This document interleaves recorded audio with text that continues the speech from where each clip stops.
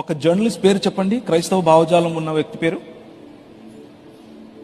ఉండడు. You need to become somebody like that. ఒక top business men పేరు చెప్పండి, క్రైస్తవుడిది.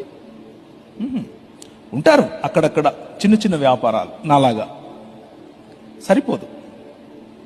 ఒక ముస్లిం గురించి, ఒక ముస్లింకు రాయి తగిలితే ఎవరు నిలబడుకుని మాట్లాడతారు పార్లమెంట్లో? ఒక పేరు చెప్పండి. అక్బరుద్దీన్ ఓవైసీ. కరెక్ట్ చెప్పారు. అసదుద్దీన్ ఓవైసీ. క్రైస్తవుడి పేరు చెప్పండి. ఉండడు. It's a shame on a community like this.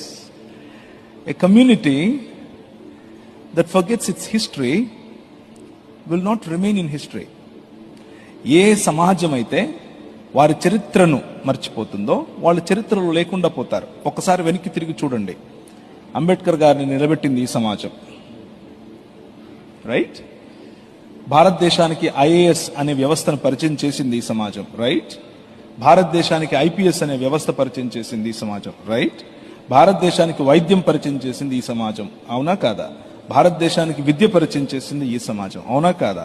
స్త్రీలకు బట్టలు వేసుకోవాలి అని చెప్పింది ఈ సమాజం, అవునా కాదా? మీ ఇష్టం వచ్చిన రంగం తీసుకోండి.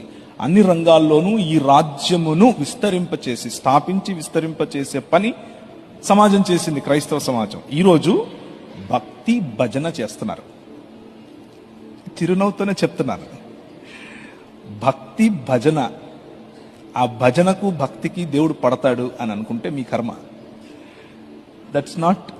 అది కావాలి, అది కావాలి. భక్తి మంచిదే, బాధ్యత లేని భక్తి చెడు. భజన మంచిదే, ఆరాధన క్రియలలో రాని ఆరాధన చెడు. మతం మంచిదే, క్రీస్తు రాజుగా లేని మతం చెడు.